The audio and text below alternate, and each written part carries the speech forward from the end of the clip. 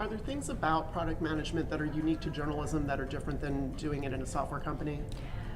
I have never been a product manager at a strictly software company, but I would say that in general, let's see, there's a lot of product sort of strategy and thinking and project management all at once, which are usually two different jobs.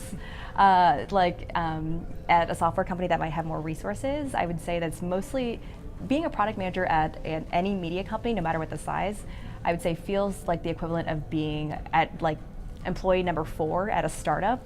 If you're working on software, you have a lot of different hats. You have to learn very quickly what it means to manage people who have to collaborate for the first time, honestly, on a lot of these new things that you're working on. People from analytics, people from the business side, from the editorial side, all these different things. I would say figuring out how to be a good leader so you can develop any sort of methodology for you that might help in terms of brainstorming. Like IDEO is a great place to be able to see like how do you facilitate a brainstorm with people who are very technical or like very much in the news or very much in the weeds and are specialists in their general areas. How do you bring them together and facilitate a good discussion with good ideas in that way, all the way to how do you manage all these different people if they don't roll up to you. Almost none of them will roll up to you because you're doing these different projects, right? I haven't had a direct report in a really long time, but I've managed teams of sometimes up to 20 people on different projects, all who have different specialties. So I would say that a good resource would be to continually try to better yourself in terms of management and even public speaking, because you can represent your products and be able to talk to anyone if they have questions about that. So it's not something that just reaches the same old audience all the time.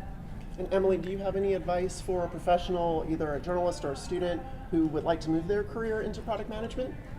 I think Alight really hit home. That's why I was like aggressively nodding during all of her portion. At conferences like these, like at South by or Southwest, I do become more aware of sort of the resource disparity. Is that a word? Disparity. Thank you. Yeah. I need lunch. That exists, right? Is journalism organizations can't or won't perhaps purchase a lot of the data that can be purchased about its audiences for a number of reasons, and so we do a lot of homegrown data analysis and that kind of thing to understand our audiences.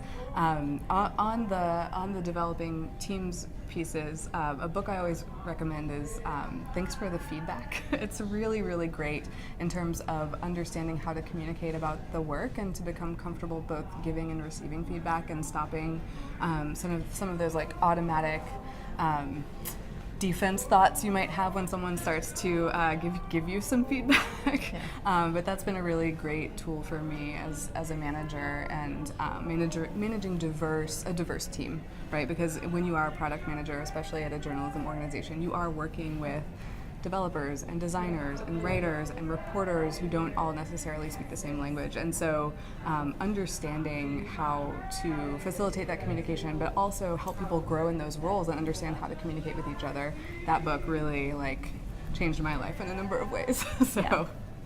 Hot tip.